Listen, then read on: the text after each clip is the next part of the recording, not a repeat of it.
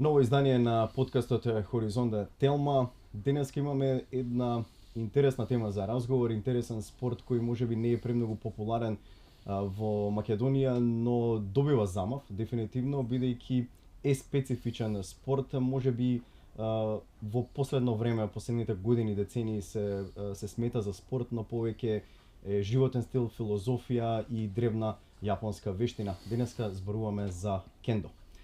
По тој повод, денеска имам тука двајца гости со кои ќе зборуваме за овој спорт генерално, за кендото, но и како спорт, како надпреварувачки спорт, но и како една филозофија, еден начин на живење, една како да кажам дисциплина која е во буквална смисла на зборот дисциплина, тоа го учи некако кендото. Андреј Атанасовски и Владимир Пешков, попознат како Елди Пистолеро или за мене, пеше од мало.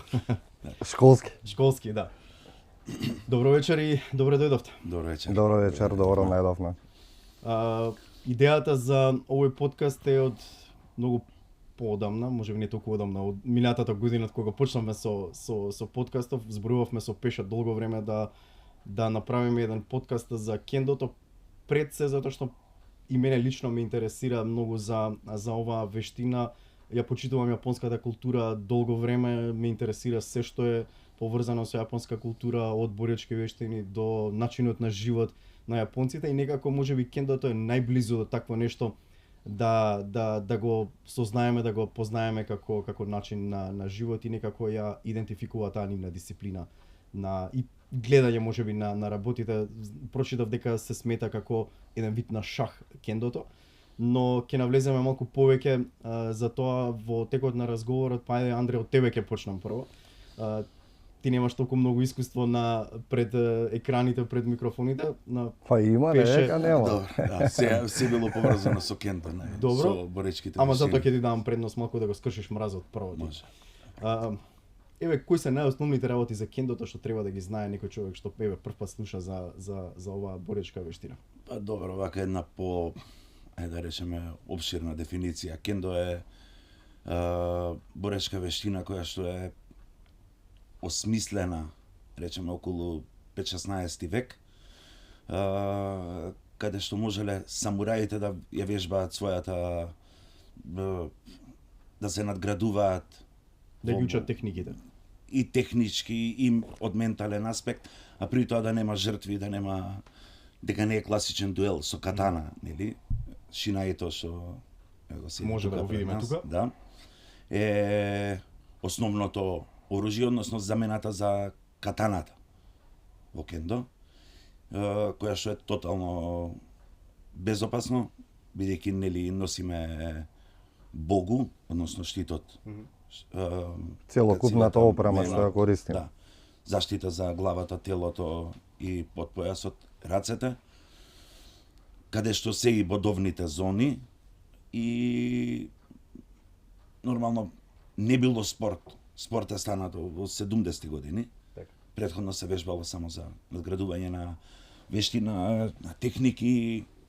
Спорт станува кога веќе има надпревари. Па да, тоа е веќе чим има бодување и надпревар тогаш. Да, и ги земале принципите од карате, дека карате е претходно станува спорт.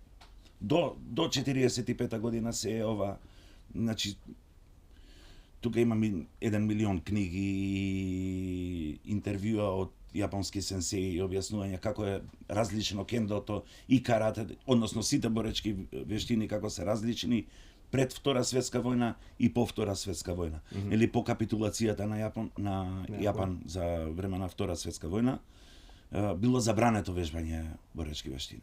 Кога императорот прогласил дека не е бог и дека не е дојден од сонцето и сите тие работи во кои што ја кревала јапонската нација, откога направиле капитулација им било забрането да вежбаат, бидејќи Бушидо, патот на војното, односно таа цела филозофија во која што биле многу внесени и денес се внесени, морале да ја омекнат према светот, бидејќи не сакале да се предадат, нели? Морале да две атомски бомби да им фрлат за да ги смират. Да, добро, готово, не сме ние Да, но се над уште луѓето. постои, можеби се уште постои кај јапонците таа нивна гордост малку Дефинитивно. и Таа тие никогаш нивни не е изгубена.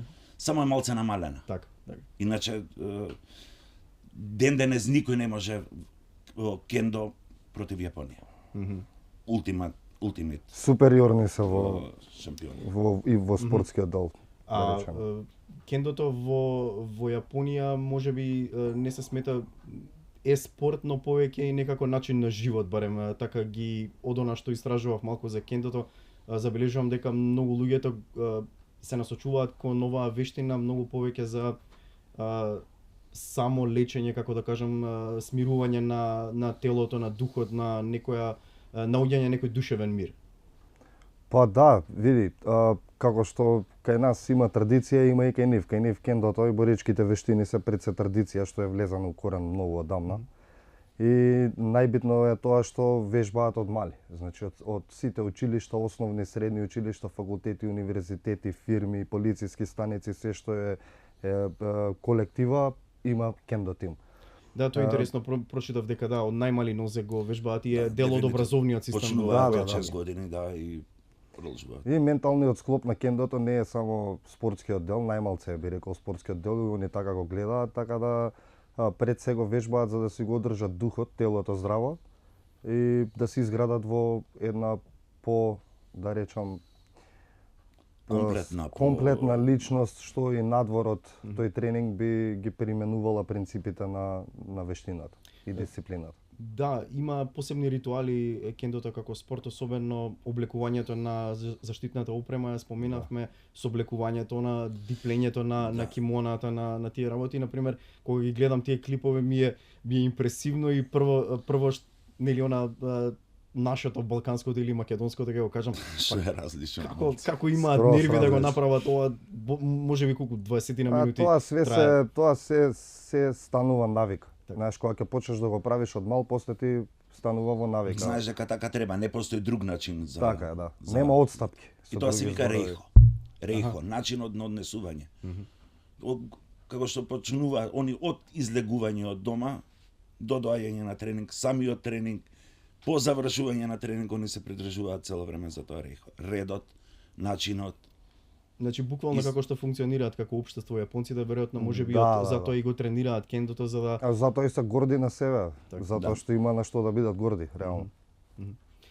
Кога ги споменуваме, ајде овие воведни делови за кендото, бидејќи Андре ти ги почна го спомена шинаито, па еве накратко ако може да ни покажеш што е, од што е направено и како се бодува пред се кога се оди во надпреварување спортскиот. Малце подоцна, да, иначе е не ми текнува на човекот што го има баш измислено шинаито, ама е составено од 4 бамбусови прачки,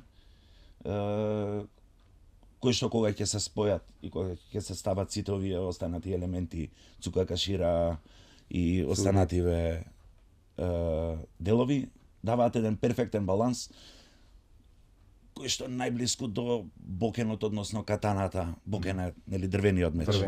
Од целосно, од едно парче. Кај што има перфектен баланс и тежина, за да може да дојде. И за жал се прават само во Јапонија. Можеби не за жал, можеби за подобро само во Јапонија да се прават, бидејќи таа прецизност и може и така дека не ги пуштаат јапонците, туку така работите да се прави се и се што со кендото. Дека им излезе, да речеме, џудо е традиционална јапонска боречка вештина која што преминува во спорт, ама французите го превзема и сега се они доминантни на тронот на светот, да. И не сакаат тоа да им се случи со кендо, ги имаат работите максимално под контрола, точно знаат што се случува во секој момент. Така да и за овие работи станува збор, не може да направиме ние шинаи дома. Made in Не Macedоnia. е потребно Made in само Macedonia. бамбус за да направиш шинаи, Да. треба точно да знаеш. Точно да има да се пред се да се разбира мечот, а да се разбира мечот ако не си јапонец е малце потешко. Па веројатно Целата тоа таа филозофија. таа филозофија и култура преминува и во изработката на катаните, нели, на мечевите, тие традиционални Па да, како се и се што произведуваат јапонците со максимална посветеност и сериозност пристап на работа, имаат така дошле до ово совршено парче бамбус да го направат во ќе кажам Синај. Спортски реквизит. Па, Или малку повеќе од спортски реквизит. Малку повеќе од спортски реквизит, бидејќи сечењето во кендо, нели сечење односно, представува одзимање живот, туј живот, спасување свој. А шинаето е направено за да нема такви работи, за да се вежба тоа, ама не да отиде само во спорт, не е потребно само да се допре, многу е по комплексно добивањето на поен, не е потребно само да допреш со меч. Има уште неколку елементи кои што го сочинуваат целиот тој целото тоа движење да го направат еден поен. Добро. За да ги убедиш судиите Дека треба да ти доделат поен. дека треба да постои припрема една претходна која што се вика семе, момент на притисок на отварање на противникот, па да се фати моментот кога да се нападне, па кога ќе се нападне да биде тоа со цела до последниот атом што го имаш во телото, нападот да е без никаква резерва. Треба да се покаже интенција дека сакаш да го освариш поенот. Од кога ќе погодиш, треба да влезеш во состојбата заншин, што е позната во многу боречки вештини, односно состојба на умот, по извршување на акција, да си свесен дека противникот е уште тука пред тебе победен, не е битно, ама со максимален фокус према него. Заншин е од кога ќе извршиш акција да биде спремен за нешто ново, за нешто наредно. Во сите филмови акциони порано што сме ги гледале нели како деца, и Брусли и сите оние останати херои од нашето детство, кога ќе удрат и кога ќе останат фокусирани и спремни за нешто. Тоа го осликува Заншинот. Што во кендо малце поинаку, ама тоа е крајот, да речеме, на изведување на ипонот. И тука кога ќе ги уведиш тројцата суди шимпани, се вика, кога ќе ги уведиш тројцата суди, тогаш е доделен поенот. Кога се оди во напад се извикуваше кијај. Кијај е техника на... Добро, тоа е малку почесто се користи и во другите боречки. Во сите боречки вештини има кијај. Па имаше во тенис кога ќе видиш кијај. Да, на некој начин, да. Кога ќе изфрли целата сила да извадиш од себе. Тоа е тоа што кажав, од последен атом да извадиш целата енергија и сила, ама и мисла натака. Значи, кога се оди на надпревари, не секогаш можеби е добро, на надпревар секогаш е целта да се победи, да би се биде број 1, но можеби има и некоја друга по-духовна добивка во тие надпревари, кога знаеш дека си фокусиран на нешто и сакаш да го оствариш и можеби добиваш плюс повеќе од само поени, или? Па да, пред се нормално треба да се победи. За да победиш во кендо патот е долг, затоа што има многу учесници што треба да ги совладаш и во тимски и во индивидуално. Меѓутоа тоа што мислам дека сакаш да го дознаеш е борбениот дух. Да. Значи секогаш во кендо надпреварите се цени борбениот дух. И секогаш на сите кендо надпревари на крајот има доделување на места, нели медали, и има доделување на признание за борбен дух.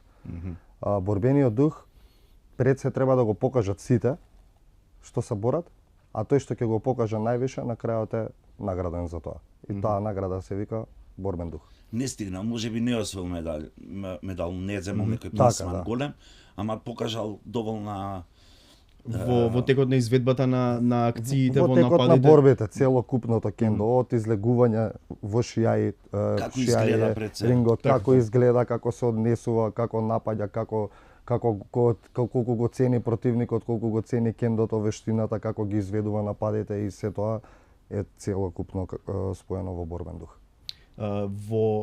Кога сте облечени во целата таа опрема. Гихакама е облеката, Богу е... Ми ја спомна, ама не можев да го запамтам баш јапонскиот збор. Ги е горниот дел, така? А хакама е долниот дел. Кацигата? Кацигата е мен. Мен. Така. кога сте облечени во сета таа опрема, судиите дали лесно го забележуваат на вашето движење и вашата интенција, бидејќи нели кога ќе застанат над преборувачите сите речиси се идентични, не им го гледаме лицето, не? Дали лесно се познава по техниката, по изведбата на поените, кој е тој што ја има таа интенција да биде најборбен дух, да речеме. Затоа што е специфично, нели, буквално кога гледате сите дека се идентично, тешко е, не се забележува, нели. Големата слика сите се идентични. Меѓутоа, за да бидеш судија шимпан, треба да имаш добро искуство во кендо, значи да бидеш над 4-ти, над 5-ти дан, за да пред се можеш да ги судиш над преварите. Покрај нив има и други судии кои што се одстрани, кои што пратат свет цело време, и они многу добро можат да препознаат што е добра кендока, што е, да речам, солидна кендока, што е човек што ете уште се бара. Да излажеш нешто, да направиш се приметува.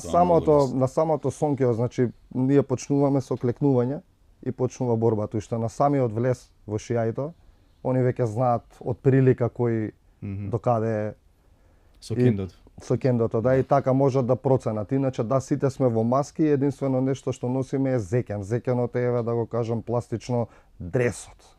Како што носат фудбалерите. Каде што пишува знамето и името, или држава. Го пишува клубот или државата со знамето и твоето презиме. Така можат да те препознаат.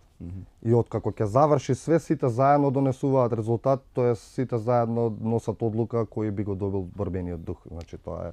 И сега она е типично, пак ќе речам, наше прашање. Има коментари кон судиите зошто овој го доби поенот или зошто овој е победник? Коментарот може да те доведе само кон дисквалификација. Само кон дисквалификација. Затоа и можеби се разликува кендо од некои други боречки вештини, затоа што во кендо нема радување, нема жалење. Мислам, ти нормално ќе се израдуваш, но на некој пристоен начин. Не можеш да му се обратиш на судијата, нема разговор помеѓу двајцата борци, не можеш да правиш некои непромислени потези додека се бориш, не можеш да паузираш кога сакаш и слично. И затоа може се разликува од другите. Има големо достоинство помеѓу тебе, тој што е спроти тебе и судиите. Тоа ми беше можеби прашање. Можеби единствена боречка вештина и спорт каде што задолжително мора да дојдеш да се поздравиш, да се поклониш. И да се поклониш со противникот, да може не ти е драго што си изгубил, мораш да дојдеш, бидејќи разговорот се одвива за време на борбата. Так. Има разговор, агресијата, или смиреност, или не знам, тензија, нервоза, се тоа се случува во борбата и кој ќе заврши, на крај мора да се смири страстите, да се смири, почнува со реј, завршува со реј, поклонување. Не смее да се случи да му се сврти грб, да му се дигне рака, тоа веќе е надвор од кендо приказната. Дали имало такви случаеви, ако сте биле на некој надпревари меѓународни, предпоставам, имало ли некогаш таква реакција? Имало, ама од наша страна не. Од наша страна дали сте виделе воопшто генерално некој да го направи тоа и дали потоа веројатно може би? Сме виделе и се сносат последици ден денес, да речеме, има забрана, еден перфектен романски борец, перфектен, јак и фит и брз и силен, ама темпераментот му не му доликува. Кога ќе те надвладее темпераментот, тогаш си изгубил во истиот момент. Дека поентата е ти, да бидеш ти, да останеш ти до крај, не да излезе од тебе најлошата слика, него да останеш како што треба. Во тој случај може да ти се случи дисквалификација и да не можеш да учествуваш на ниту еден меѓународен турнир.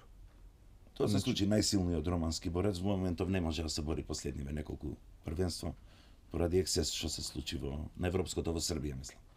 Тоа е голем пораз за него веројатно, но кендото останува доследно да се држи до своите стандарди. Да. Да, ама он различно го има сватено кендото, не го сватил како што треба, туку го сватил дека е најбитен поенот да се земе, да се победи и тоа и ништо друго не е важно. Како и на каков начин? Не е важно, ти треба да го победиш противникот, да.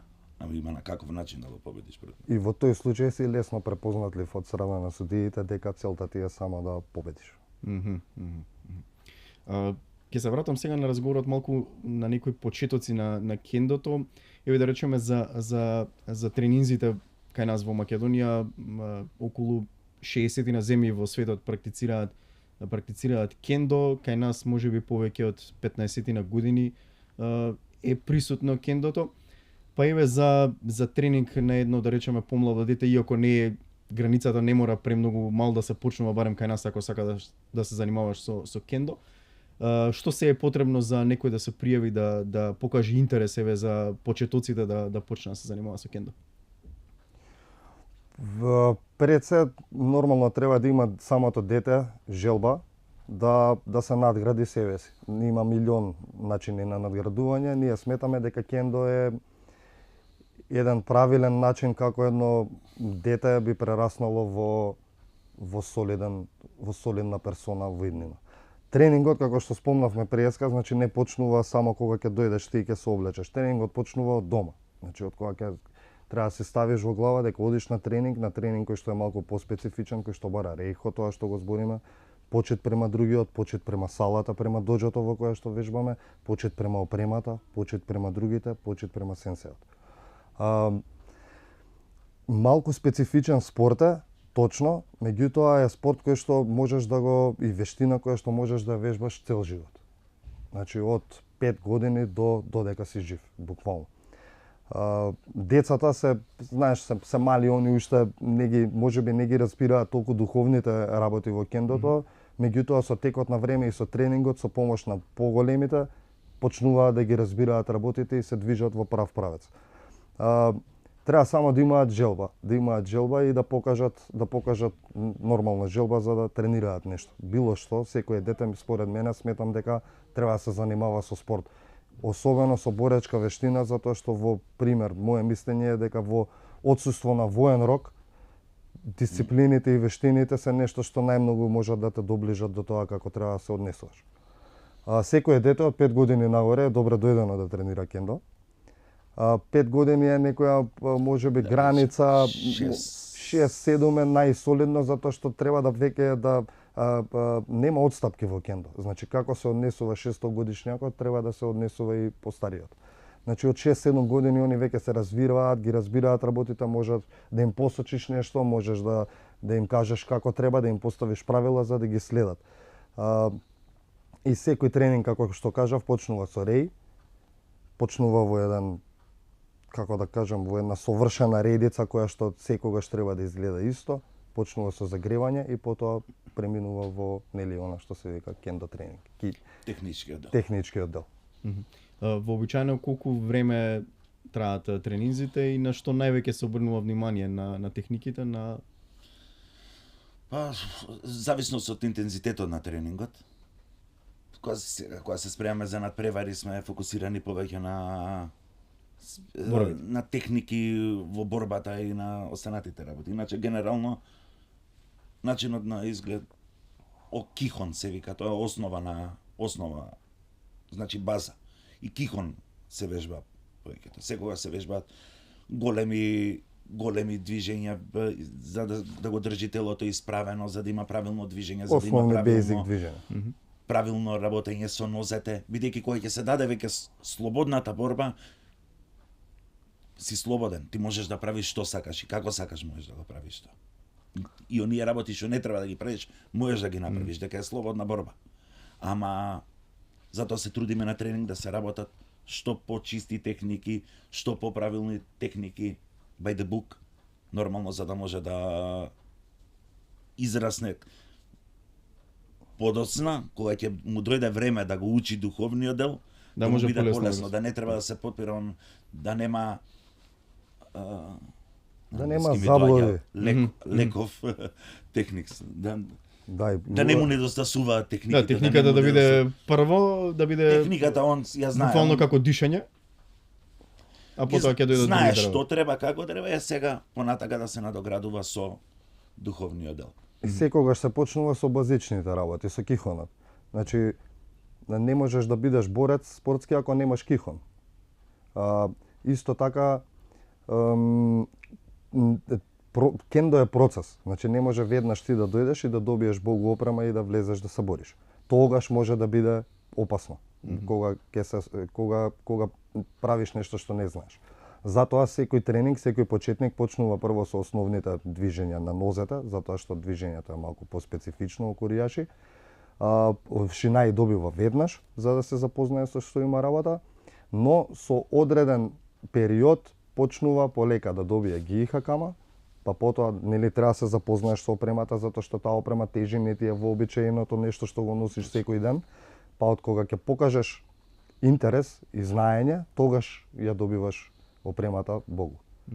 И тоа е некој за нас било некој свечен начин кога некој ќе ти Некој свечен чин. Па да, ако ќе ти ја предаде опремата, значи веќе ти влегуваш во вистинската вештина. Потоа продолжуваш да вежбаш кихон, основните работи. Исто така има и кати во кендото, кои што се многу битни. Па со одреден период, како ќе покажеш знаење и интерес, влегуваш во шијај мод, да речам, или во борби. На тренинзите нема повреди, предпоставувам, или?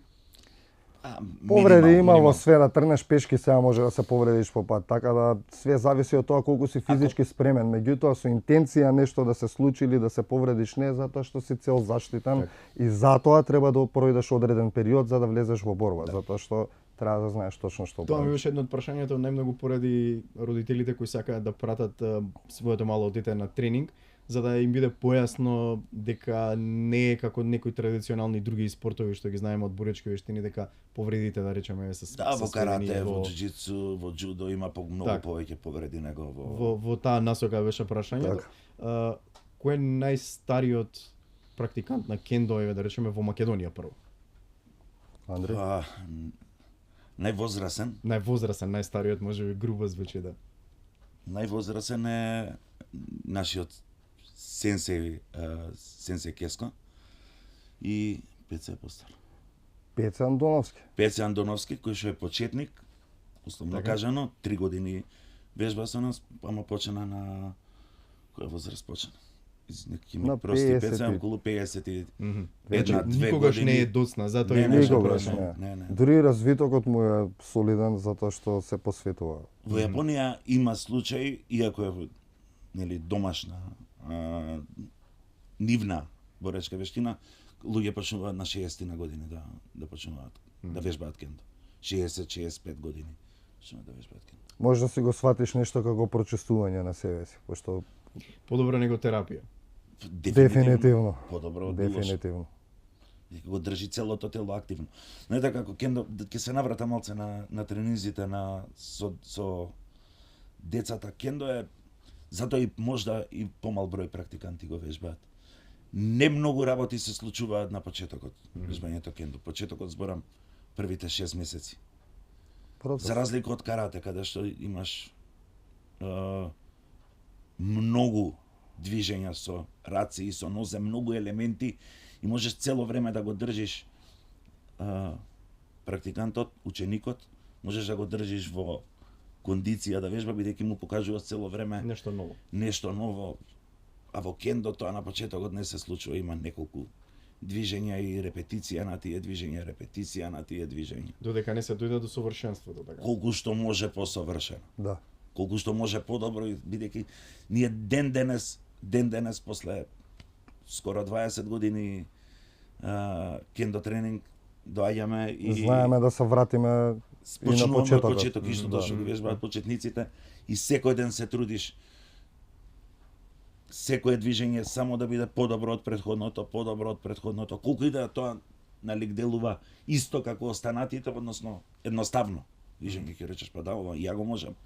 После 2 недели стварно ќе може, истото ќе го работиме. И јас и некој почетник.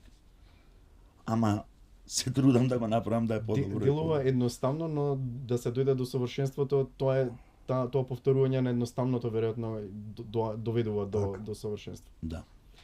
Кога зборуваме за тренинзите, исто така едно од поинтересните прашања е кој може да биде тренер или сенсеј по кендо, како одат тие усовршувања на техниките, споменати Дан, исто како и во другите боречки вештини.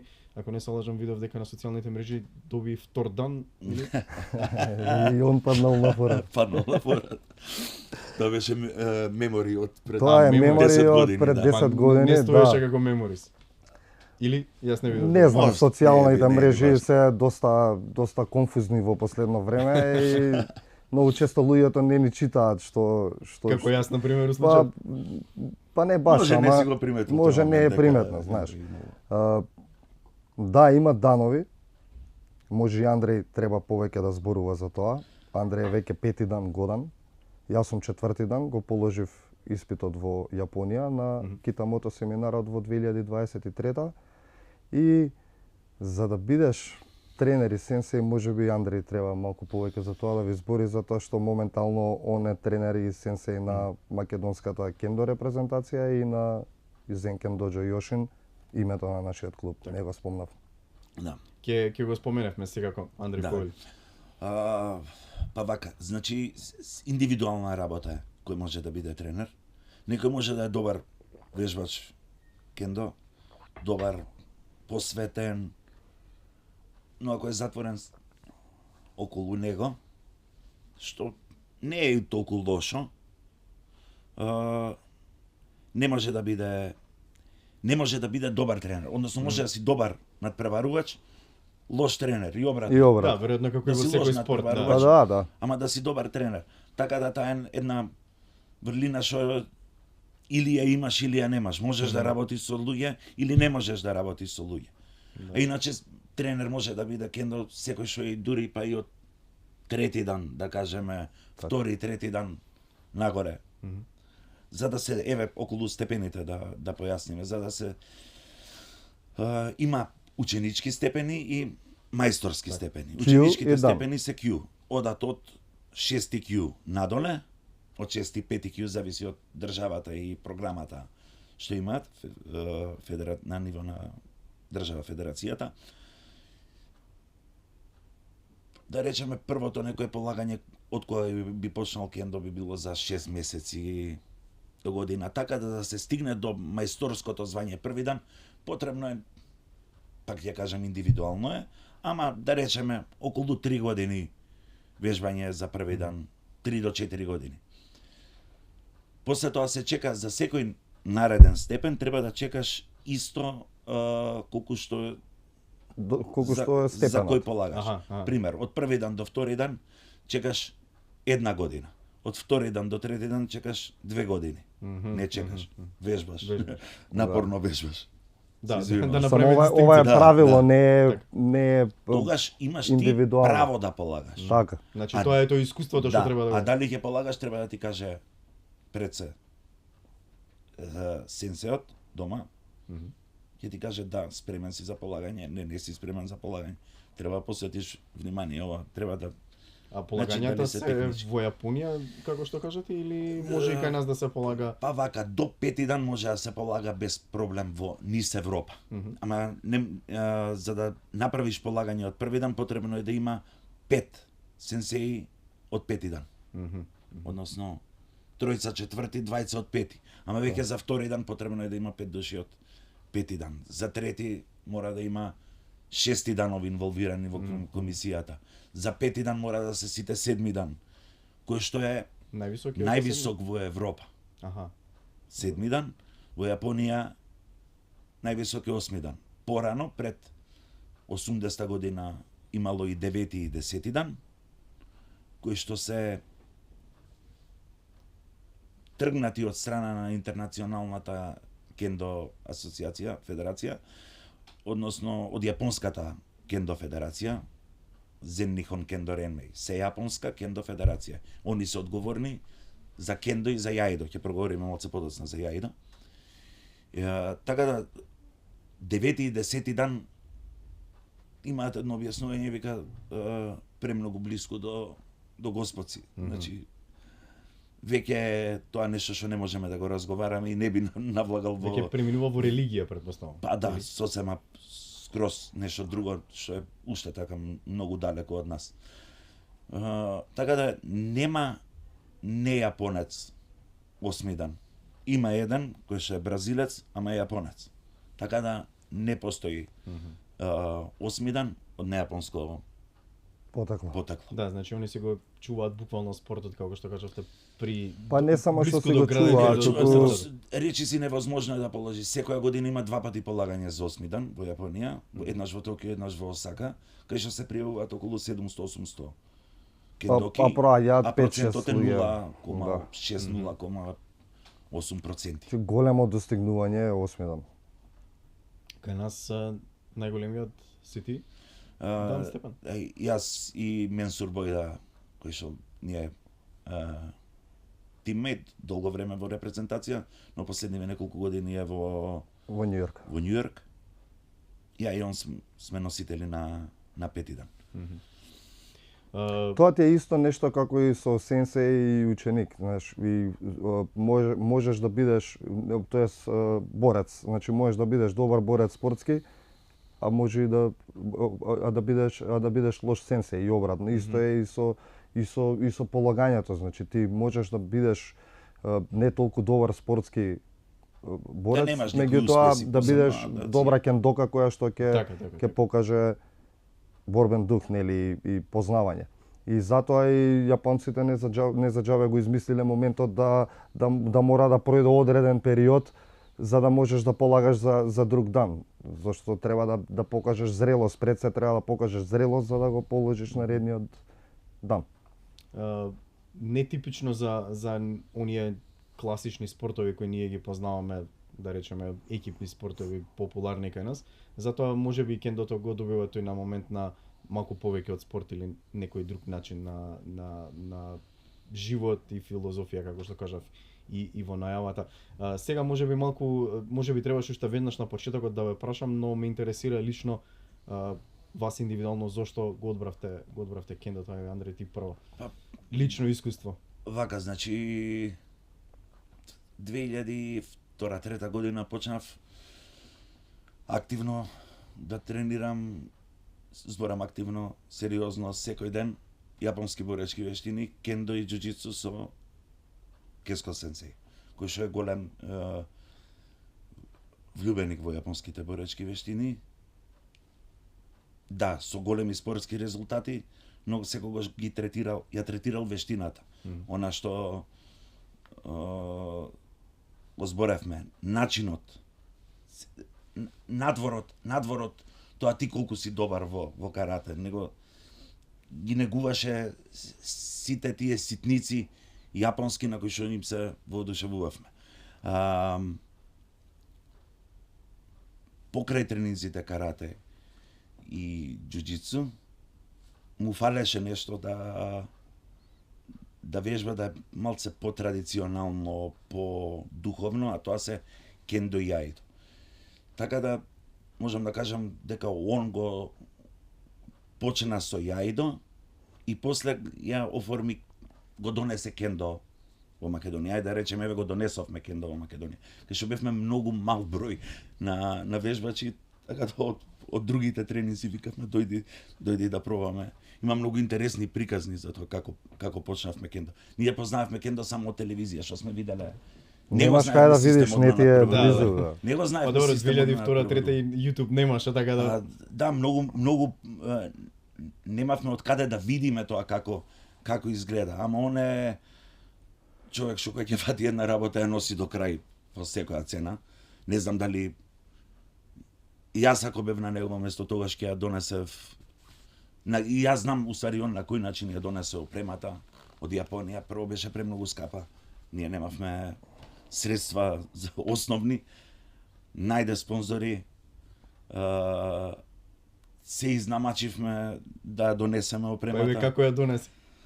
Или многу беше интересно, имаше со многу трчања од царина до агенција за млади и спорт, па не е спорт, вештина е, па имате федерација, не можете и не има на федерација. Ние пробавме да донесеме со што помалце трошоци. Стварно беше премногу скапа, една опрема. Па до ден денес е скапа. И ден денес е скапа. Една опрема околу 700 евра тоа време. Правиме муабет за 7.000 евра и кога дојде овде ни побараа царина некоја огромна сума, каде што беше бесен нормално, како може да ми носиш царина за нешто што сакам да... Ние не правиме профит од членовите. Ние само се одржуваме за да можеме да платиме сала и такви работи.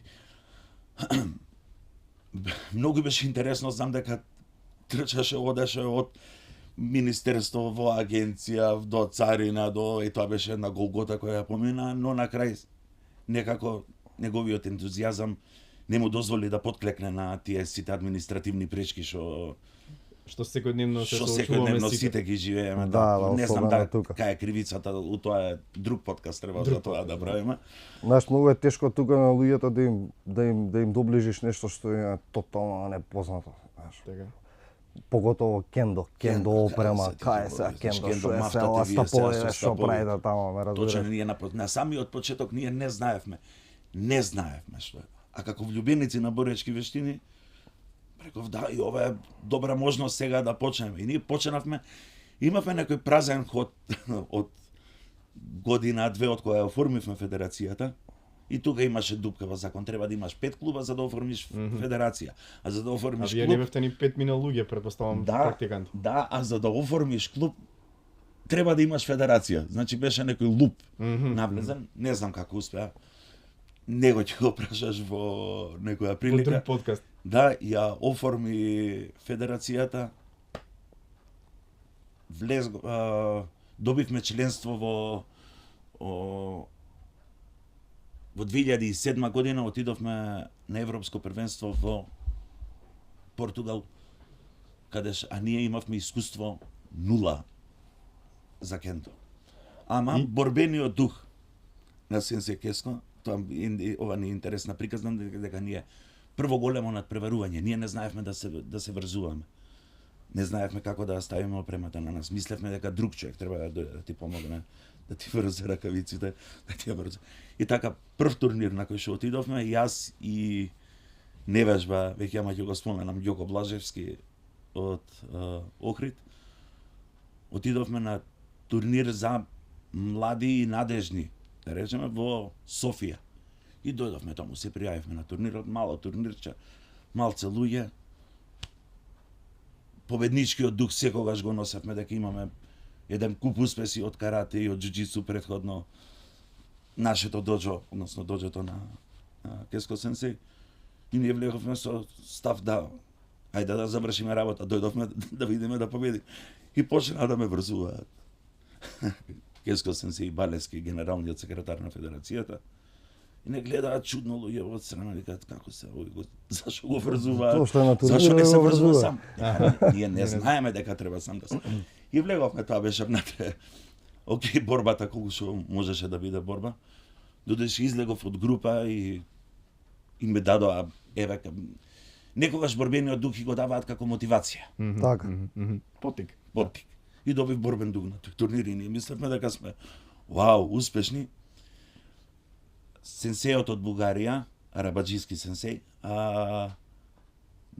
ја сконтал работата. Виде колку е саатот со нас, дека ептен сме на почеток, а дека сакаме, а дека имаме високи цели. Се спојавме некако со него, дојде во Македонија, ни ги покажа основните работи, барем како сами да се врземе.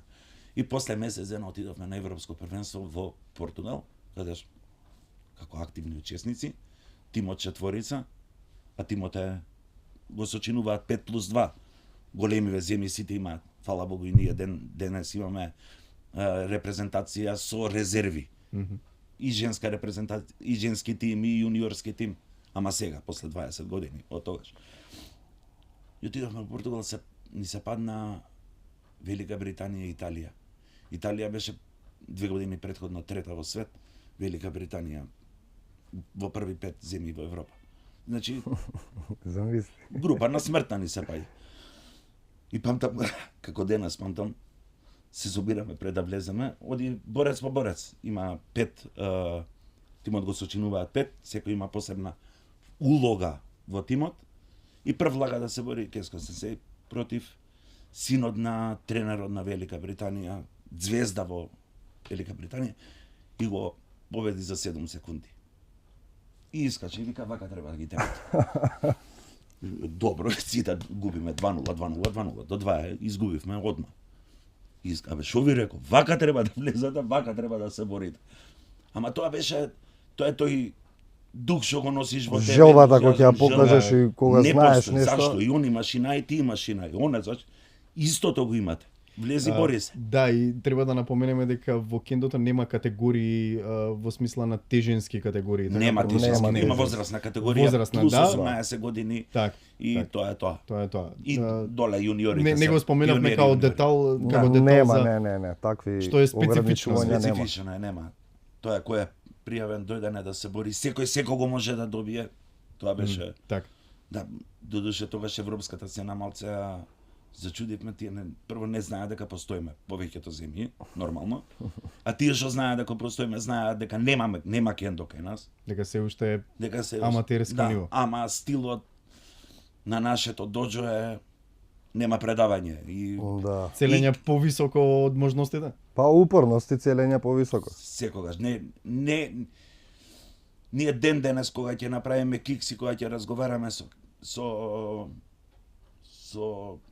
Кеско сенсеј, вика, не можам да ве разберам како не можете да влезете и да дадете максимум нормално.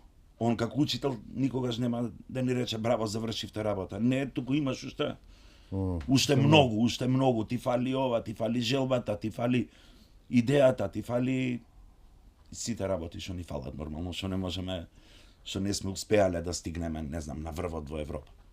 Мада имаме доста успеси. Ќе позборуваме, тоа ми е следната тема на разговор, но ќе се навратам прво и кај Пеша да спомене зошто го одбра кендот, неговите почетоци. Од каде дојде тој момент, да, сакам да Види, ние бевме едно големо друштво, пред се заљубено во општо во јапонската култура. Претходно споменатиот Менсур Бојда ни е пријател од поодамна, а Мендо, морам да спомнам дека почна меѓу првите да вежба кендо, меѓутоа не тука во Белград. Да, он усади почна пред да има кендо во Македонија. Така, Он веќе вежбал кендо. Веќе има вежбано во Белград. Откако дојде од Белград тука, знаеш, она прашува дали има негде кендо да се тренира кај нас. Дознавме за доџото, дека има кендо и прво почнаа двајца тројца да вежбаат, знаеш, се интересираш и знаеш манга, аниме, самураи и такви ствари те интересираат, па чекај да видиме што е вештината. И некако тоа све се деси чопоративно. Знаеш, она кога ќе се запишат тројца, па уште тројца. Јас почнав да вежбам на 22-3 години. Тоа е 2008 година. И се запишавме една голема бројка на луѓе, значи зборам преку 10 луѓе кои што трениравме кендо. Да, тоа беше првиот шат на првиот бран на голем бран, ентузијазм. да. Претходно бевме 3-4, 5-рица. Секогаш сум бил заљубен во спорт, сум сакал да спортувам и сум пробувал многу спортови, меѓутоа некако кендово, дали и поради тоа што имаше блиски околу мене, поради тоа што го знам Андреј долго време, од мало сме, нели? Некако ме привлече најмногу, како да ти кажам. Со текот на времето, спортот, вештината си прави природна селекција, нели, некој останува, некој си оди, ете јас можам да кажам дека останав до ден денес и дека од таа цела група само јас и Менсур продолживме да тренираме кендо. А кога ќе се вложиш во нешто, нештото ти враќа назад, особено вештините. Која е твојата најголема придобивка е? Мојата најголема придобивка, па не знам, јас по природа сум малку по-темпераментен човек и човек што сака многу да истражува пред се нови работи. Кендото ме смири некако, знаеш, она кога ќе дојдеш на место каде што ќе почнеш самиот на себе да си поставуваш прашања после нешто. Значи после тренинг многу често знам да разговарам со себе, мислам ова не да звучи лудо, туку буквално се ставаш во муд каде си сгрешил, каде треба да дадеш повеќе, се потсеќаш на работите што ти ги зборил сенсеот, па потоа доаѓаат другите тренинзи, па други тренинзи, па други такмичења, па некогаш ќе паднеш многу доле, некогаш ќе бидеш горе, меѓутоа секогаш ми помогнало да си го најдам балансот. Знаеш, многу често ми се случува да отидам со најразлични, живееме во општество кај што не можеш, нели, да се фокусираш само на една работа, тие што можат, секој им чест. Многу често знам да отидам на тренинг со многу неодговорени прашања. Поло од тие прашања може и не треба да си ги поставувам. Значи, после тренингот исчезнуваат. Јас не го добивам одговорот, ама сваќам дека уопште тие прашања не ми ни биле потребни. Да, зборуваш за немир кој го чувствуваш во себе и мислиш дека имаш некаков проблем, а потоа живееме во многу стресно општество, во кое што секој треба да си го најде филтерот. И сега мене кендото веќе не ми е филтер, ама не можам да го наречам филтер затоа што веќе ти е влезено во крв. Знаеш, кога ќе почнеш да тренираш кендо, многу тешко се откажуваш. Секогаш ќе те враќа назад затоа што е придобивка. Не знам, искрено придобивка. Ти ствара некој мир и некој баланс и не знам, те учи како да бидеш и надвор од тоа. Знаеш, да се поистоветуваш со некои работи што си ги правил на тренинг и надвор. Ме разбираш, не е тоа да излезам со шина и сега надвор и да објаснувам, туку можеш да се најдеш во многу ситуации во животот каде што кендото ќе ти помогне да одлучиш барем како да се движиш понатака. Децата се друго, знаеш, децата се малку поразлични, меѓутоа со текот на времето работиме и они да го стигнат тој мајндсет, ме разбираш. Ние сме малку повозрасни и можеби малку повеќе ни треба тој филтер. И успева. Верувам ми дека успева. Да, кај возрастните полесно можеш да им го доближиш духовниот дел. Така, нормално. Кога настојуваш, мислам не мислам на она силовито настојување, туку на настојување со желба и со труд, на што и да се посветиш, а е корисно, ќе ти врати во животот. Мене кендото ми го направи, да речам тоа. Споменавте некои од настапите на македонската репрезентација на меѓународни надпревари. Па еве, кои се нашите најголеми успеси како репрезентација, бидејќи се уште, како што кажав и во најавата, спортот е многу мал во Македонија. Можеби не толку популарен кај помладите и кај целата наша држава, затоа што можеби не се знае премногу за спортот, не е толку во наводници искомерцијализиран, како да кажам. Во општество каде што да речам мејнстрим спортовите, кошарка, фудбал, ракомет ти се на прво ниво, се друго е во втор план. Меѓутоа, луѓето треба да размислат и од еден малку поинаков аспект, колкав успех не носат нас тие спортови на, да речеме, на интернационално ниво. Мислам, сета почит према секој спорт, меѓутоа, знаеш, кога е мејнстрим, кога ти е премногу пред очи, луѓето се одлучуваат повеќе на тие работи. Сега кендото не е толку развиено, меѓутоа во последен период рапидно се зголемува познанството за кендо, се зголемуваат учениците кои што доаѓаат да тренираат и пак ќе кажеме процес. Значи ние не го правиме ова за денес, за утре, туку го правиме за генерации и генерации напред кои што сметаме дека треба да се запознаат. И па еве тоа е прашањето, кои се нашите досега најголеми успеси и каде можеме да целиме ако се зголеми интересот и односно се зголеми бројот на практиканти на кендо во Македонија?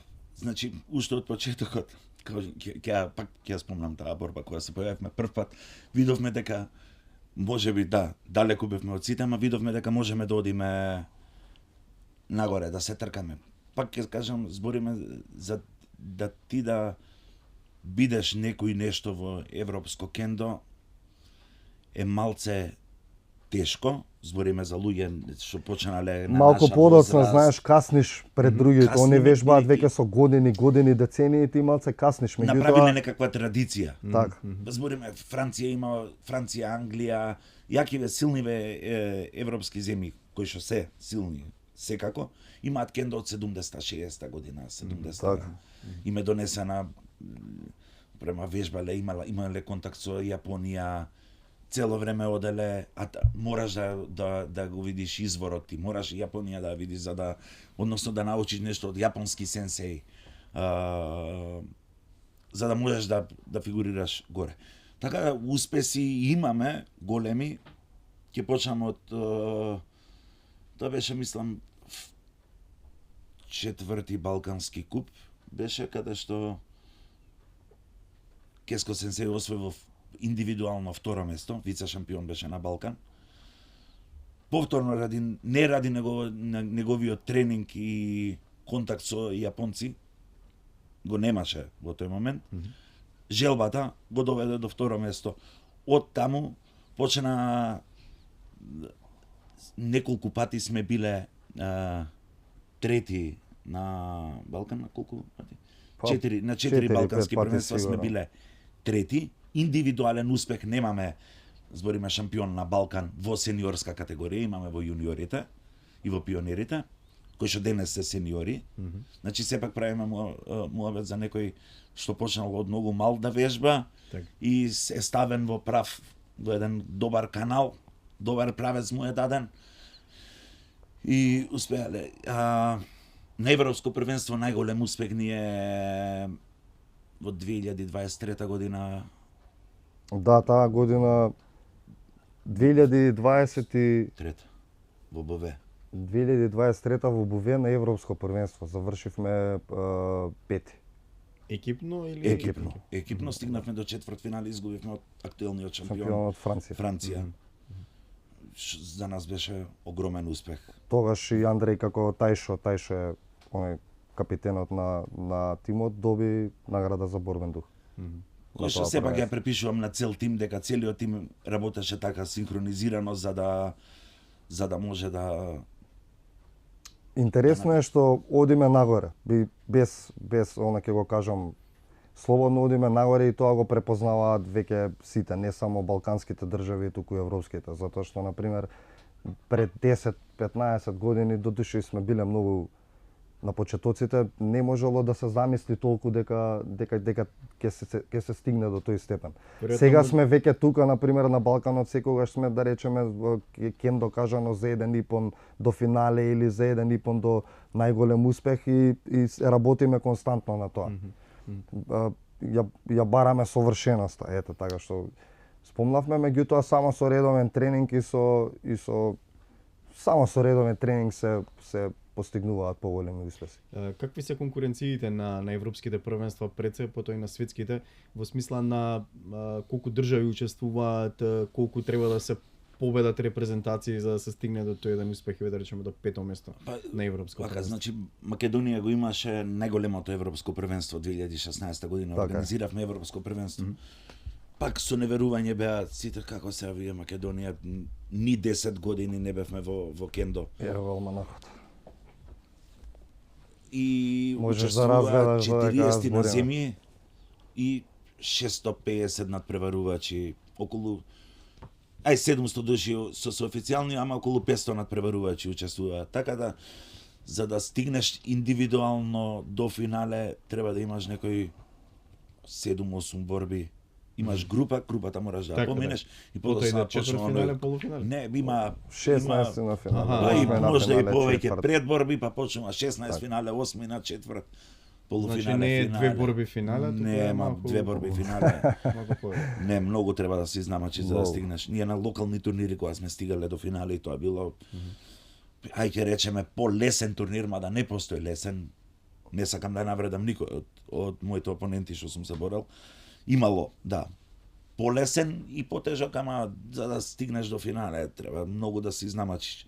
И многу е тежок. Веројатно истото и светските првенства, претпоставам и за тоа. Мислиш, лани, ако не се лажам, кога се слушнавме првпат, бевте во Милано? Лани бевме во Милано, да, и претходно имаме учествувано во Кореја на светско првенство. Да. Во Кореја? Интересни приказни таму? Северна Кореја е близу. Сосема друг свет, сме биле двајцата и во Јапонија и во Кореја. Ај прво за Кореја, па потоа за Јапонија. Да, Јапонија многу ме интересира. Кореја е нормално многу интересна земја, нешто различно. Се азијати со принципи со длабоки принципи, традиции, едно и друго, но како што знаеме, Јапонија и Кореја се цел живот во конфликт. Така. Не на пример, они кендото го викаат кундо, да речеме. А го практицираат? Има нивна теорија дека не, ние си го... Аха, значи слично е како на Балканот, нели? Да, како слајварот. Буре, кебапи, на наше ниво да го кажеме, да. Чифајварот. Инчон 2018 група бевме со 2018. Во група бевме со Кина и Аргентина. И Аргентина. Че да го најдам тој алманах тука негде е сигурно. Еве. 17 било. Од 17, не 18, ама 2018 беше сигурно. 2016 така на европското. 2016 е кај нас европското, да. 2017 е после уште едно европско. Па 2016 е не знам. 2018. 2016 е Балкан европско во Македонија, 2017 во Будимпешта. Аргентина и Македонија, да. Да. Баш ја видов групата. Да. И Кореја, и тоа е као друг свет за нас тука луѓето дојдени од овде. Не само за нас, за сите, знаеш, тоа малце е една од најразвиените земји. Нели тие биле, збориме се Јужна Кореја. А бевме и ја видовме и северно, барем преку оние зидини неогромни, да. И разликата каква е? За Северна Кореја не 50 можеме да километра збориме, до не знаеме првиот што. град. Не сте гледа ништо од таму? Па не, ние бевме, уствари, имавме еден слободен ден на светското првенство и решивме на своја режија да отидеме до DMZ, тоа е Demilitarized Zone, некое полутуристичко, полувоено место кај што можеш да доаѓаш на границата на Јужна и на Северна Кореја, тоа е еден потпорен зид огромен. И има музеи, има оние као си кажа телескопи, што не телескоп, туку други не. Двогледи, Да, некои телескопи кај што можеш да гледаш до првиот град што е у Северна. Првиот град е Пјонгјанг, уствари. Пјонгјанг, да, уствари они железничката, бевме на железничката станица што е затворена, значи од кога им се десила војнава, затворена железничка станица и пишува Сеул, Пјонгјанг, од тука идеш. И се прошетавме на носа на места, го видовме музеот, знаеш, она е некое чудно чувство, пошто знаеш луѓе во каква ситуација се, а ти одиш да она дури до крајот да стигнеш, да. Да, нели тунелите што ги видовме што. Имаше интересна ситуација во автобус, пошто се движевме и со тоа беше да речеме како од тука да идеш до, па бе рекол до Штип, пошто не беше баш На 100 километри 100 километри треба да пројдеш за да стигнеш до местото. И баш знаеш, ама и не знаеш кај одиш. Ама и ќе идеме да видиме границава. И дор се возевме во автобус, имаше една жена која што валјда не препозна дека и сад дечки во пошто си обележија си од репрезентација и малку се разликуваш од другите, и поготово кога тренираш кендо, знаеш, многу респект добиваш и во Јапан и во Кореја ако им кажеш на луѓето дека тренираш кендо. И женава не препозна, не знам, работеше нешто Charity у Christian Church, нешто такво. Знаеше англиски, што е многу блиско, многу битно, пошто таму луѓето со англиски слава. И кај идете на граница со Северна, ќе дојам јас со вас, знаеш, онака апансос ќе дојам со вас. Стигнавме таму, се шетавме, Она тука ни каже, тука автобус, тука такси ќе фатиме. Така. Дојди со нас и на турата, уствари. со нас. Имаше многу интересен споменик што ми остави впечаток, има вака двајца дали беа војници или обични луѓе, не знам, и као планетата Земја е разделена и они пробуваат да ја спојат, да, тоа мене ми беше многу интересно. А корејци се, као ти кажам, значи копале канали, тунели, постои нешто километри само за да стигнат од северна кон јужна само за да стигнат таму и ние влагавме унатре на носа, пошто тоа е, знаеш, као тура, имаше и она видео тура, ти објаснуваат луѓето, гледаш видеа што све се случувало и знаеш онака викаш, луѓе имале проблеми сериозни меѓу себе. И бевме буквално на граница, онаа сликана што е не знам како им се вика председателот Кум Јонг Ун, не знам. Не ми текне точно. Затоа не добивме америчка виза. Да, со кој председател беше па изгледа Трамп да може да е Трамп, пошто буквално границата е средба они, нели? Да, па таму бевме буквално на местото, да. Кај што ја поминува. Буквално едно бетонско пракче имаше, тоа ти е границата. Да. И тука DMZ, Demilitarized Zone, да. И са сите се викаат 5 километри појас. Да. Вака 5 километри, ова е точно на средина во DMZ. И се викаат што ако пружа многу ако пројдам од таа страна, и никој не ти го препорачува тоа, знаеш, пошто стварно не знаеш што ќе се деси. Вака навидум ти делува просто све, ама не знаеш што ќе се деси. Видовме многу интересно, значи многу малце луѓе имаат прилика да бидат на тоа место и да видат Северна Кореја барем од далеку. Најинтересно беше што женава цело време беше со нас и на крај ни испрати, си влезе, ја собра со кола и со некој дојде, а зема и си отиде. Да, она као да ја рекол некој македонци отидоа на северна граница и среди таму со лев да не се вратат, да. Интересно. Обично не била случаен граѓанин, можеби не била ни туристички водич. Во нашата прича не е случаен. Така, знаеш англиски, многу битно. Така. Многу битно. Добро, имаме гледано и многу шпионски филмови, така да веројатно и поинтересно поинтересно е да биде. Да, бевме и у Сеул, имавме прилика и у Сеул да отидеме, пошто првенството беше во Инчон, отидовме во село, во тие држави, знаеш. Метроата и железничките станици им се совршени, така да. Сега видов еден клип во Јужна Кореја, Многу дека лесно автобуските можеш од станици една им се на друга. затворени со клима, со каучи, со сите тоа е тие работи. И сите се војници, сите се војници. Да, На во улица Кореја. све што ќе видиш од 15 години нагоре све е војник. Па добро да ке ниф е задолжителен Да, војниот да. рок, мислам дека и фудбалерије нели Сите. сите спортисти мораат да ги поминат тие. Освен тие што не избегале негдека за некои студии или ова или она, ама ката ќе го стигне. Има правило во Јужна Кореја во спортот, ако освојат Па нели овој медал, од Тотенхем, да, ако освојат медал отиде во войска. на азиски шампионат или светски шампионат или на светско, Не, не знам до освоија. кое место, освои ја, затоа плачаа Да. сите и паѓаа во несвест зашто не мора да одат на Војска, воен рок, да, пошто кај ниф е година и нешто, и мислам поише, мислам дека и Не поише. повеќе, Ма, 2 повеќе. или 3 може би години. и кариерите ќе им отидат нели во Да. А е задолжително, нема отстапки од тие држави, нема отстапки едноставно. Да. И само така можеш да изградиш здраво општество според мене. Дефинитивно.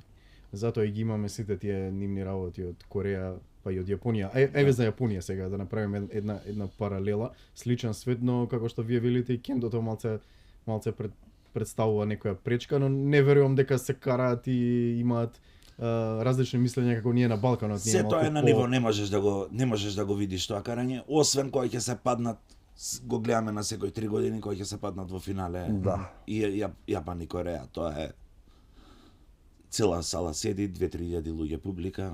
Значи тоа е она финале Лига на шампиони за Па нас. тоа ти е европјани. Бразил, Италија 94-та и сите финалиња у Нема, меѓувреме, Аргентина, најдобри- Или Германија. сега ќе го пецнам пеше Милан Интер на почеток на И мене 2000-тите ме со тие пецкаш. имиња. Може да е 15, 20 бода, не Добро, само. не знам сега зборам за почетокот кога Така е, така е. имаше Имам икони. голем респект за Милан како клуб, меѓутоа сум длабоко заљубен во Интер. Ќе се вратиме на на кендото. Да. Да Ајде, да се направиме вратиме друг на подкаст. Кендо, Да.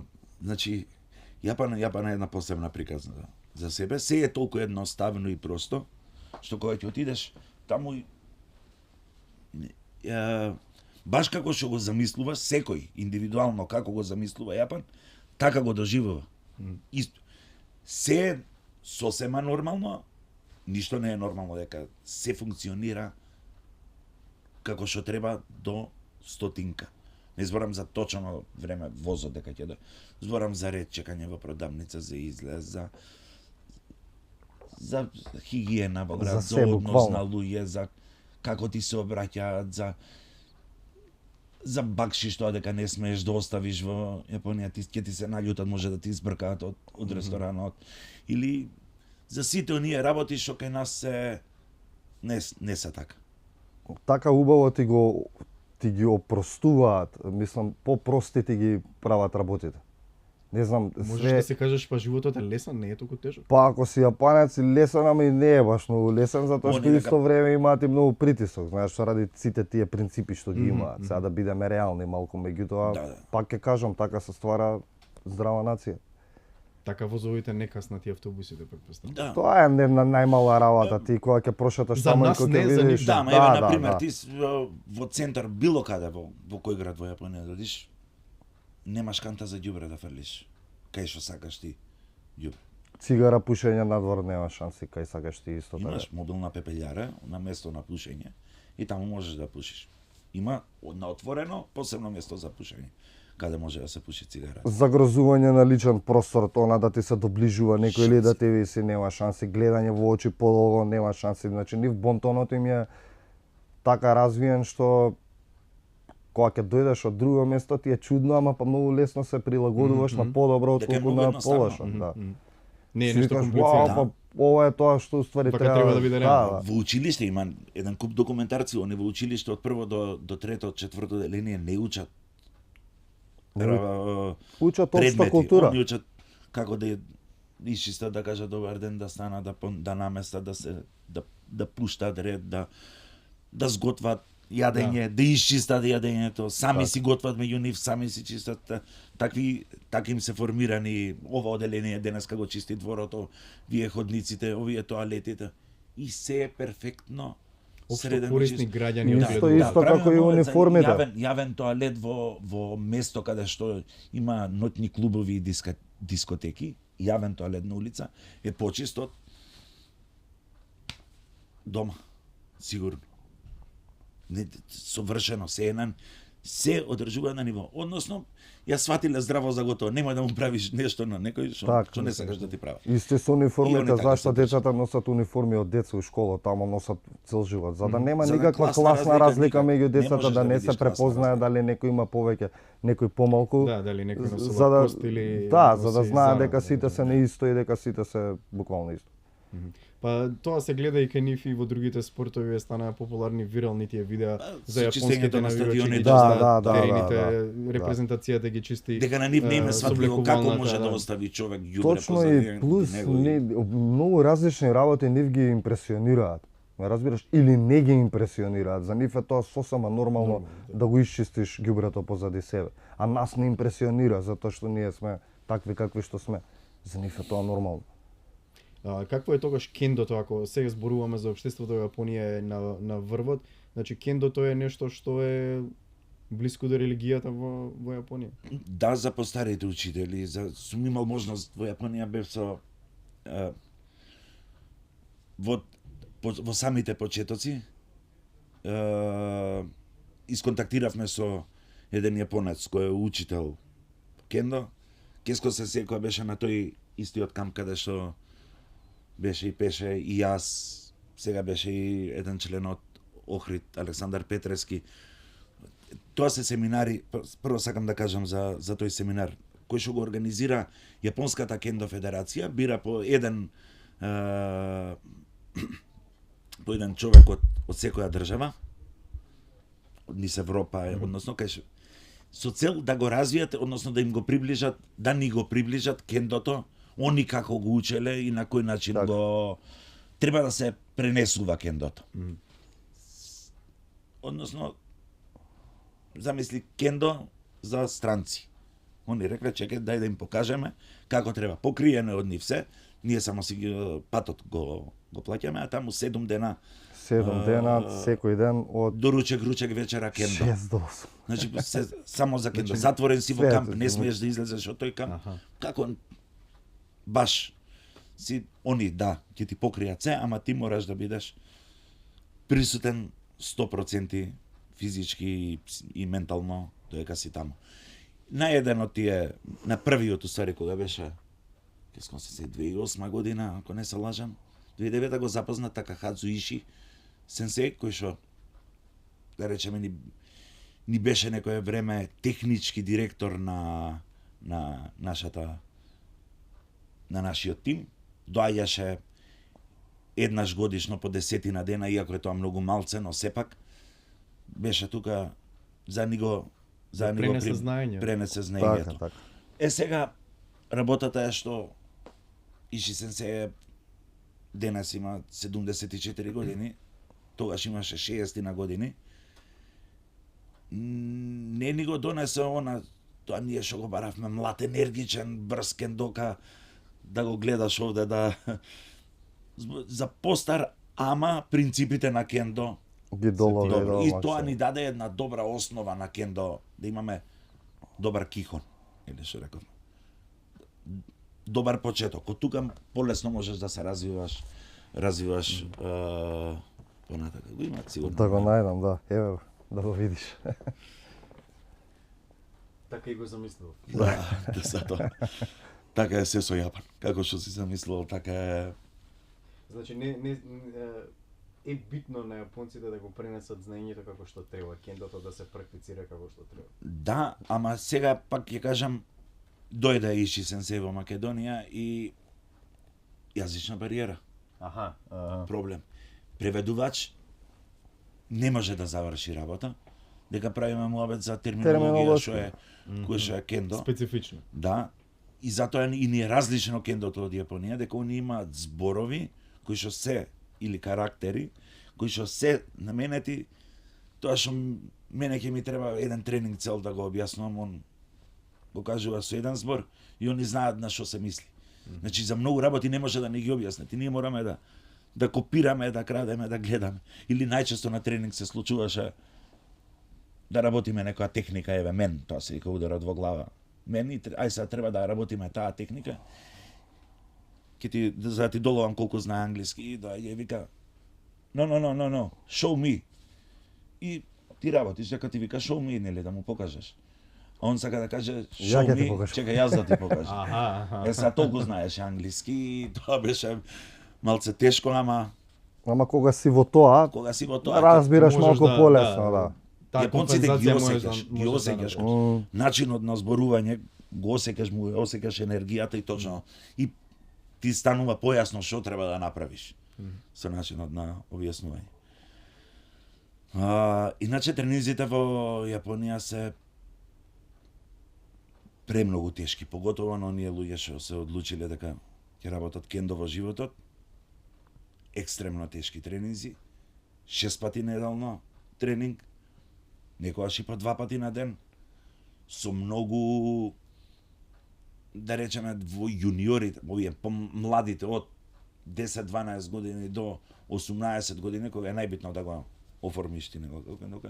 Работат една вежба која што се вика какари геко, тоа значи непрекинати напади, Последователни напади. последователни цело време. напади во еден здив, колку што можеш, и после пак зимаш и тоа може да трае од 30 секунди до има една легендарна приказна 45 минути. Без престан да напаѓа 45 минути. Тоа навистина се случило или е само како? Да, Не, да, се случило, се вистина. случило во некој јапонско доџо, бидејќи основен став во кендо е да го држиш шинаито пред тебе во центар и тоа се вика чудан нокамаe. Но има, да. Молим те. Чудан нокамаe. Левата Да, рака ти е можеш да доле, демонстрираш Да. додека левата рака е доле. Но има и десната борци рака кои е што доле. работат джодан нокамаe, Тоа е овој. кој што е горе. И сега овде има една друга филозофија на вика ти сакаш да работиш джодан, тоа значи дека нема никогаш повлекување назад. Кога си во чудан можеш да се вратиш назад. По-дефанзивен си, по А кога си неутрален веќе си. тука- А джодан е Ке бутнам нешто? Бре? за малку, Се надевам, ништо, нема вери. Оган. Така, замисли го, оган. И кога ќе ги дигнеш рацете, значи ти нема, оганот не се повлекува. Се шириш, одиш напред и на напад си, отворен си целиот. И дошол одредениот човек, Од чудан. сенсејот му рекол, може ли јас да работам чудан? Джодан, сакаш да работиш чудан? Да. За да бидеш, моја теорија, не сам моја, мислам, за да ти можеш да ги дигнеш горе рацете, треба да многу го добро совладаш јасно ова. да ти е што значи шинаито пред тебе. Не може да почнеш ти со Джодан. Мора да поминат 5-6-7 години за да можеш да дигнеш раце. Не е исклучок, има негде ка прават ги дига за да му биде потежок противникот. Дека се поретки и потешко е да се бориш со човек што се бори со рацете горе, отворен, не баш знаеме што треба да се случува. Помал е процентот, да речеме, во 100 вежбачи, 5-6 души се горе со джоданаци. И овој од лигот дошол, сенсеј, јас сакам да работам, да сменам став, Джодан сакаш да смени став, да. И таа какари геко, исклучителна тешка вежба. Да речеме, еве се ние за припреми за првенство правиме какари геко 1 минута пауза, па 1 минута па пауза, 45 минути. Влегол и 45 минути работел без престан. Му рекол да. Горе, За да му може- докаже дека е спремен. Дека морал тука да веќе работи треба 40 карактер, минути. значи тука треба да го заборавиш физичкиот дел. Ако ти мислиш на тоа колку лесно и колку лесно би се уморил или колку те болат нервите, значи подобро прекини. Треба да влезеш, крајот кога е не знам и да фатиш да работиш. Има такви легендарни приказни многу, има исто да заборавив како се викамо тоа и на YouTube се наоѓа 24 сати без престан борби. Еден, друг, трет, четврт. 24 сати траел. Му Без траел. разлика дали ќе победи или ќе загуби? Не е битно. Пример, се договараме на 1 по 1. Кој ќе биде и тоа може да трае 2 секунди, може да трае 20 минути. И така изгледа, дојдото салата, човекот е наместен тука, И само противниците и се само се се менуваат менуваат, противници, да. противниците јадат, пијат, вреќи за спиење, спијат, и станува и само се менуваат. Значи, во Јапонија не значи ништо физичкиот они не разбираат што значи тоа, се физички замор. Да. Поготово кендоки. Поготово кендо си дошол да везбаш во некој, и ти да му кажеш уморен си. Но не му Што бараш тога? не му е јасно, едноставно не му е јасно како може да си уморен кога се бориш за живот или смрт. Што ќе речеш, се предамам? И тоа е нешто што устварите само те челичи и ти става уште еден леер на издржливост, уште еден, кај што ти можеш да и понатак. И нормално сега ќе се вратаме на оној муабет како кендо помага во живот. Ќе излезеш надвор, ќе доживееш удар, ќе паднеш, треба да си свесен дека треба да станеш, да пробаш пак, да се обидеш на друг начин, нели? Само да поминеш и да ги поминуваш проблемите и препреките што секојдневно се среќаваме. Така да мислам дека овие генерации што ги ствараме заедно на деца, почнавме активно после ковид. Со деца се посветивме и фала Богу имаме прекрасен состав на јуниорчиња, на пионери, кадети и јуниори, кои што се трудиме, а и они се трудат, морам да ги пофалам сите, да ги направиме на прав пат. Па они кои ќе имаат по 22, 3, 4, 5 години, мислам дека ќе бидеме конкурентни за огромни успеси на европска сцена. Значи гледате голем потенцијал и таленти за спортот. И па ајде еве тогаш да кажеме за тие што сакаат да се пријават кај вас еве во клуб, да практицираат кендо, од кога може да почнат, дали имате Од утре. Од утре. У 6:30. Да не губат време. Нема губење време. Уште една работа околу тоа сакам да се надоврзам во врска со опремата. Сите што сакаат да почнат да тренираат кендо, да знаат дека ние сме спремни со опреми кои што сме стојат на располагање за сите кои што сакаат да тренираат кендо. Сме имале помош од All Japan Kendo Federation, имаат испратено еднаш или два пати. Три пати опреми. Исто така имаме добар пријател Сангсеог Парк од Кореја, кој што го запозна Андреј на Китамото семинарот кога беше во Јапонија, кој што исто така ни е добар пријател и многу често знае да ни помогне со опреми за најчесто да, многу пати бил прво стапнување во Европа му е во Македонија, кај нас, и сме му некако при срце. И детски опреми имаме доста, така да сите што се заинтересирани. Сега за нема проблем на царина. Секогаш има проблем, секогаш има проблем, ама секогаш наоѓаме решение. Начин. Проблемот е тоа што не сакам да сум таков сега да обвинувам, не да агенција, не да министерство. Средствата што ни се потребни на нас се на сите тие патувања и семинари и опреми што сакаме да ги правиме се околу 20.000 евра годишно. Што дава каде делуваат многу, ама па за една федерација. Да, можеби со малку помасовен кендо спорт во Македонија ќе се променат и тие работи. Се надевам би привлекле интерес. Так. Некој да подпомогне некако на некаков начин. Да, бидејќи како што кажавте уште на почетокот дека ова не го правите од профит, повеќе само за одржување на спортот во. Така и видео опремата наша не е дрес на кој што можеш да ставиш Samsung или LG, туку е класично. Може на тренерка ние да искажеме благодарност или така да треба да е искрена таа.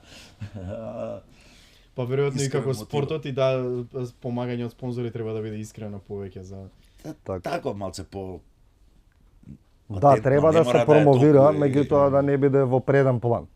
Така да ги разбирам и тие што не сакаат да помогнат и не одбиле од спонзорство, ги разбирам дека тешко е едноставно тешко е се име тешко во Македонија, ама другаче ја би ја сменил стратегијата другаче на спорт во генерално, ама тоа е го оставаме на луѓето што ги водат тие работи. Уште еден нов подкаст. Да, уште еден нов подкаст. До сега 3. Да. До 3 имаш, ако ќе видиме уште малку. Ќе поразговараме, можеби уште еден подкаст ќе излезе. Пеше рече од утре од 18:30 каде може да се почне со тренинг? Во основното училиште Кузман Јосифовски Питу во Црнече, горно мислам дека го викаат, така е попознато меѓу. Да, има две училишта, долно и горно. Значи имаме свое доџо, наше доџо, не вежбаме во спортска сала, сакам да кажам. утре во 6:30 е тренингот, секој вторник и четврток и сабота тренираме, некогаш додаваме тренинзи, нели, во зависност од тоа дали имаме припреми за некое такмичење. Меѓутоа, тренинзите се во принцип вторник, четврток и сабота.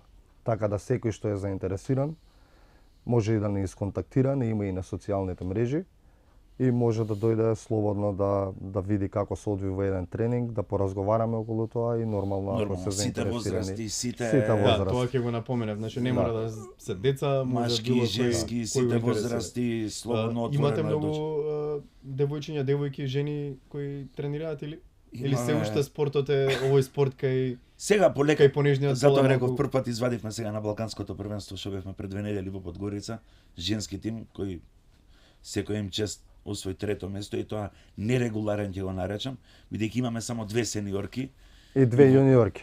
Аха. и 2 јуниорки, Ивона Лазаревска и сопругата моја Ангела. А нели требаше тимот од 5 да биде? На Балканско првенство женскиот тим може да сочинува 3. И јуниорски. И имаме едно девојче која е во кадети, има 13 години, но желбата и енергијата и се не се разликуваат ништо од сениорките. Приказната е за Пеца Андоновски, најстариот Да. член, највозрастниот член, тоа е керка му, значи Керка он му, доаѓа да ја запише керка му на кендо да тренира, покрај незе почнува и он. И он е во ветерани, кога одиме, доаѓа со нас на надпревар и учествува и во Има и категорија ветерани. Сега тоа е поново некој е направено за чисто да ги зашто бидејќи сега некој човек што останат почнал веројатно на во спортот, 50 на да, години и сега да дојде да се бори со он Пеца доаѓа, има желба поголема од сите. Се бори со 20 и кусур годишни, ама не е лесно. И направија една категорија ветерани каде што е така, постари почетници. Да им оддадат ведуваат за значење. не. Так. И нормално и тие борби се исто така и Да, во да. голема група и сите Значи може да реакции, кажеме ептен инклузивен спорт за буквално за секој. па Најбољи. да. Тоа е не можеш сега да почнеш да вежбаш карате и да влезеш да се бориш. Не можеш. Или чим, другите чим боречки шпага не вештини. можеш да направиш, не може од карате Па ништо. не е само до шпагата, нели? Таа Па е- заштитата, таа што контрола на раката, еве Да. може да е добар тој, ама нема да има контрола, па ќе го повреди, ќе го удри, а во кендо влегуваш 100% и знаеш дека не можеш да го повредиш. Има различен спорт е дефинитивно. Да. Има ли нешто што не ве прошав за кендото што мислите дека е многу важно да се знае или нешто друго? Ниша пак само да повториме дека важно е да уште на сам почеток секој да знае, значи ние не лажеме. Лесно е, дојде интересно, игра. Може првата реченица за да го навлечеме да влезе во доџо. После тоа му се отвара целата слика и му се кажа, знаат дека тренинзите се тешки, ама чувството што го имаш после тренинг е незаменливо. Така кратко само да го дефинирам. Најубавиот момент доаѓа после тие 5-6 месеци на вежбање на основните работи. Вистинското кендо доаѓа после 5-6 месеци. Значи треба човекот да е истраен и трпелив за да стигне до вистинското. Да. Пеше, Андреј, ви благодарам за одвоеното време. Мислам дека бевме доста информативни во разговорот, малку го фативме кендото, па ќе кажам малку поинаку од другите спортови, бидејќи и сепак е нешто поинаку, не е традиционално пред се за кај нас. И мислам дека на оние кои ќе го гледаат, можеби ќе им побуди страст или барем интерес или желба да, ако не барем да видат еден тренинг, да погледнат кај вас во вашето доџо на слободно, тренинг. отворен стил и така е направено комотно секој Може да си дојде за било време кој на да- само Да. да биде тивок нормално, ако не биде ќе биде опоминат. Да знае дека не е стадион или за да знае спортска дека сала. дисциплината Така е. мора да биде дека не е игра, сепак е боречка вештина. Уште еднаш ви благодарам на гостувањето, ќе бидеме во контакт, ќе ги следиме вашите успеси, се надевам дека ќе имате уште поголеми успеси на меѓународната сцена. Пеше кажам, Следното учество ние сега на Европското првенство во Холандија. Од 28 мај до 2 јуни сме на Европско првенство во Холандија и сме во група со Црна Гора и со Казахстан. Ете, една ексклузивна информација. и Да, интересна ексклузивна, група, каде претпоставам. што мислам дека може да се помене и да се верувам во повторување на успехот од Петото место. петото место. Верувам на повторување, за погоре ќе видиме, ама Сега за сега Па ајде, ќе ви посекам целта е таму. медал, па потоа да зборуваме и за... И морам за да ги тој спомнам да не се наѓете наредна недела ги одиме со Да, јуниорите тоа е многу битно. во Будимпешта на еден голем турнир за деца и за млади на европско ниво учествуваат 20 на земји. Сакура куп. Сакура куп, малце децата да ги Сакура е цветот, Сакура е цветот, да, и така е тоа е дека е почеток, назван, да. претпоставам. И ќе ги носиме децата со цел да видат малце да излезат, дека они биле се доста активни и препознатливи веќе на просторов тука, на Балканов, да речеме. Сака малце да видат што значи Поголема конкуренција, Да. поголем свет. да ги видат германците, така. пољаците, унгарците. Па веројатно и Друго, спортот највеќе се учи така од искуство на Дефинитивно. меѓународни Да, надпревари да. кога ќе Дефинитивно. застанете против некоја друга држава. Меѓународни семинари и надпревари, најчесто. Затоа главниот акцент не удрен на нив, да, точно ние имаме млада сениорска репрезентација, ама нормално треба да мислиме. Едно од работите што исто така треба да ја напоменеме, што пред известно време Менсур Бојда, претходно споменатиот наш пријател и член на репрезентацијата, отвори, тоест не отвори, туку купи имот во Јапонија. Тоа е напуштена фабрика за саке, која што ја преименува во еден културолошки центар со ателје за сликање и со сала за вежбање. Сакагура доџо се вика местото. Во Мисакичо, во средина во средина на Јапонија. И е такво специфично место што во иднина планира да го направи во еден културолошки и спортски центар кој што ќе ги спои Македонија и Јапонија, како со размена на студенти, како доучување, како некои семинари кои што ќе се одвиваат тамо. Значи местото е феноменално, е така малце подревно, по јапонско, по духовно, не е оној модерен Јапан. Баш како што го замислува. Баш како што го замислуваме и му посакуваме успех во тоа, ние сме му цело време поддршка. Така да очекувајте за многу брзо време да имаме место во Јапонија каде што ќе може да испраќаме наши ученици и деца кои што ќе можат да се надградат.